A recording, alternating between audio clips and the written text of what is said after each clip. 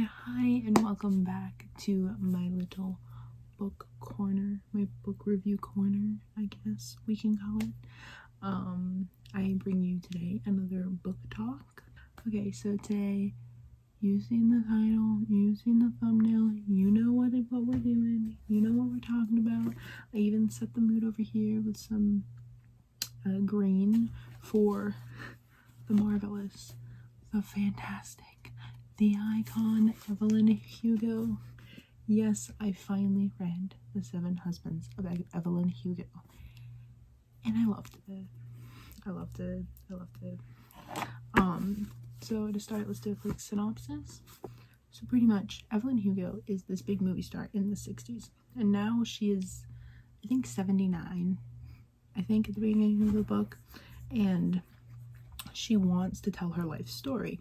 And so she ends up getting a girl named Monique Grant to listen to her life story. So the way that it's written is really cool. It kind of flashes between Monique as the narrator of like present day and Evelyn as the narrator of her life, and she narrates her life through her 7 husbands. You know, it's broken up into 8 different parts. There's the beginning, and then each part after is segmented off based on her marriage.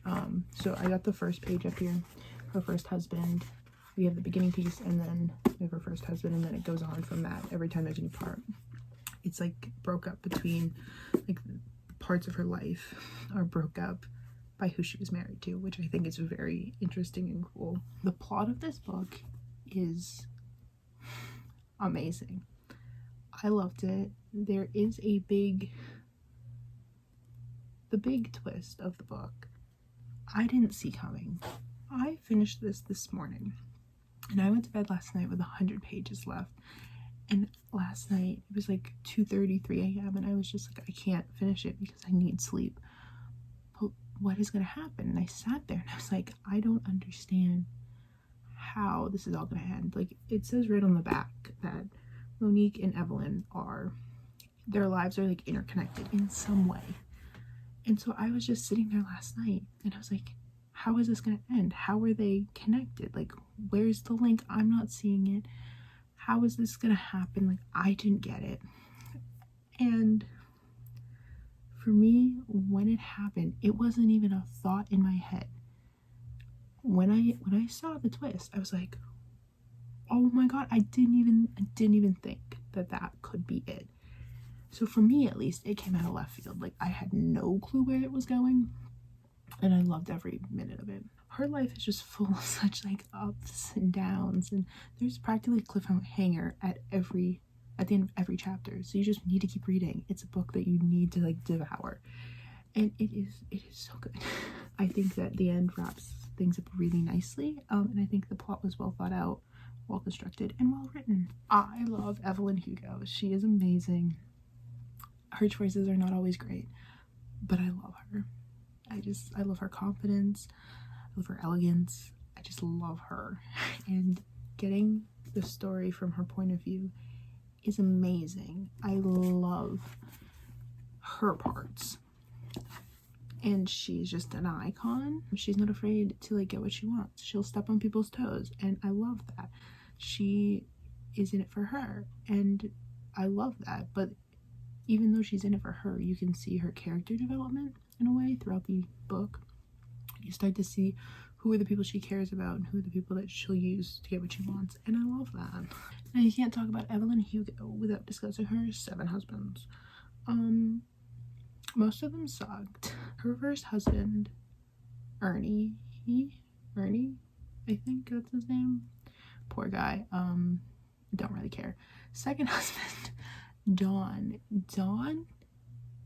is just like the epitome of like Hollywood A-list celebrity, and her interactions with him, being someone who has just come into Hollywood. Dawn has been in it since he's a child. His parents are like stars. Their interactions together are very interesting because of their differences. Like, they both want the same thing, they both want success, but at the same time they go about it very different ways because of their backgrounds, which I think is very interesting. Her third husband, Mr. Mick Riva. Now, I've read Malibu Rising, so when I saw he married Evelyn Hugo, I was like, oh my god, I need to get to that part. And I loved it. You know, I love how they both used each other to get what they wanted. And how, like, how she accepted it. Evelyn accepted it. On to her fourth husband, Rex. He was just realistic. It was a really realistic marriage. Because of their circumstances, they both accepted their positions and were like, we're just gonna make this work to the best of our abilities. And I enjoyed that. I really love how their marriage came to an end very nicely, I guess. And yeah, that's all I can say about Rex. Seemed like an okay dude. Oh my god, the amount of love I hold in my heart for Harry. I love him an unhealthy amount. I don't know why, but he was by far the greatest husband she had, and I don't think anyone's disagreed with that, but I loved him so much. He treated her well. They have a child together, and it was just, for a little bit, it was like perfect paradise. It was happiness, and they seemed like the perfect family, and I loved that. And throughout the entire book, I loved Harry, even when he was in the beginning. I loved him. Harry was iconic. I love Harry. Like, everyone loves Harry, but he was by far her best husband. After that, she married someone I'm not going to name, because I don't think he's named at the beginning. Because I was shocked she married him when it happened, so I'm not going to name him. But husband number 6 is a real asshole. Not as much as like some of her other husbands, but husband number 6 just pissed me off beyond belief. Even when he showed up in the beginning, or no, he's not in the beginning, but when he showed up in the other parts before she married him, I didn't like him. He was just scummy. He seemed really scummy. I hated husband number 6. And finally, husband number 7, she marries Robert Jameson, and he seemed really nice. I think I really liked their marriage. It seemed like a marriage of like companionship. Like, they had both lost a lot of people. They were at that point getting older. I don't know how old she was when he died, but he died when he was like 81. And at the beginning of the book, he's gone. I think he's been gone for a few years. He died a few years prior, but they just kind of find companionship in their old age, because they've lost so much, and they bond in their grief over who and what they've lost, which I think is really sweet. And I think it's very nice they found this weird companionship and sense of family together, which I really enjoyed. Other characters that are very prominent in the book, obviously Monique. I don't know how I feel about Monique. I really like Monique, but I don't like her very quick character development. And what I mean by that is she has like one conversation with Evelyn and then goes on to just be like, oh, well, Evelyn would do things this way, Evelyn would do things that way. And then she proceeds to develop her own character through what she's learning from Evelyn, which I think is cool. I just don't like how quickly it happened, because it happens like in the first part. It starts to happen towards the end, though. I really started to love Monique.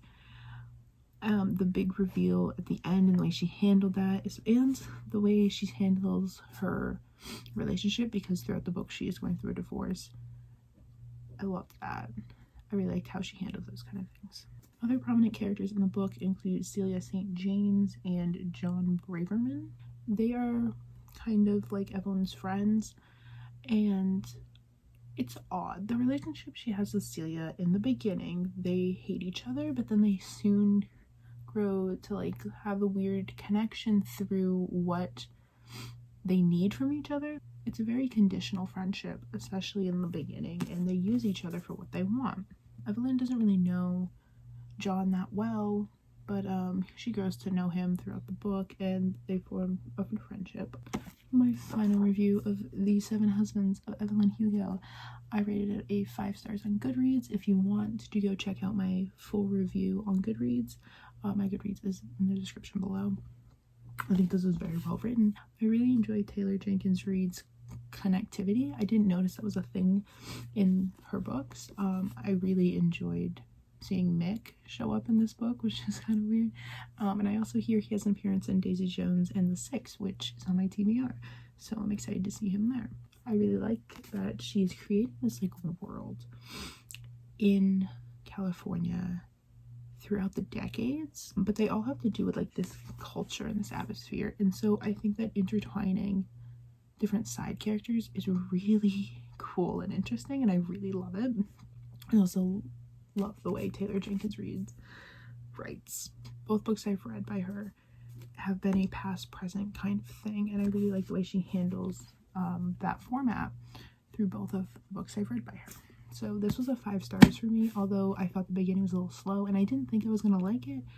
It quickly picks up pace and you're drawn in and you stay up for hours trying to read it because you're like, oh, what's gonna happen next? That is my book talk for The 7 Husbands of Evelyn Hugo. If you have thoughts or comments you want to make, leave them down below. I'll try to respond to them and we can have a little chit chat about this book.